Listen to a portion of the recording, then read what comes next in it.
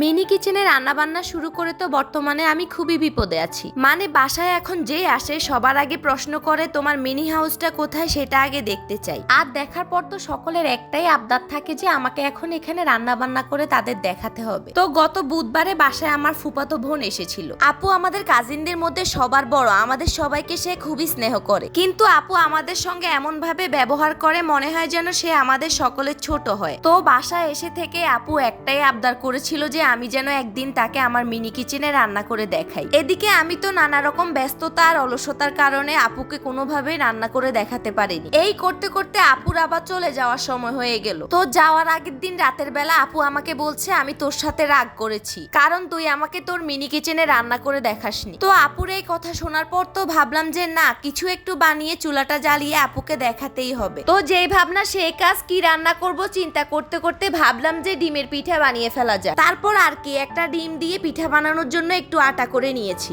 আর বেশ কিছু পিঠাও বানিয়ে ফেললাম। এবারে পিঠাগুলো ভাজার জন্য চুলায় একটা কড়াইতে পরিমাণ মতো তেল দিয়ে দিলাম। তেলটা গরম হয়ে এলে এক এক করে পিঠাগুলো দিয়ে দিচ্ছি। আর বিশ্বাস করবেন না, এই পর্যায়ে আপুর এক্সাইটমেন্টটা দেখার মতো ছিল। আর আমার তো ঘুমে অবস্থা খারাপ হয়ে যাচ্ছিল। তখন রাতের বাজতেছিল 12টা 10। আর সম্পূর্ণ পিঠাগুলো ভেজে উঠতে উঠতে রাতের তখন প্রায় 1টা বেজে গিয়েছিল। যাই হোক, আলহামদুলিল্লাহ বোনকে খুশি তো করতে পারলাম আর কি। তো এই তো আমার পিঠাগুলো একদম ভাজা হয়ে গিয়েছে। মাশাআল্লাহ, পিঠাগুলো খুবই সুন্দর হয়েছিল আর খেতেও মোটামুটি ভালোই লেগেছিল। মিষ্টিটা একটু কম হয়েছিল এই আর কি, না হলে সবকিছু একদম পারফেক্ট ছিল। তো পিঠা বানিয়ে আপুকে পিঠা খাইয়ে তারপর আপুর রাগ ভাঙালাম। আপু খুবই খুশি হয়েছিল। তো আর কি, তারপর সবকিছু গুছিয়ে ঘুমাতে ঘুমাতে রাতের প্রায় 2টা বেজে গিয়েছিল। কাছের মানুষজনকে খুশি করার জন্য মাঝে মাঝে নিজের কষ্ট একটু স্যাক্রিফাইস করাই লাগে।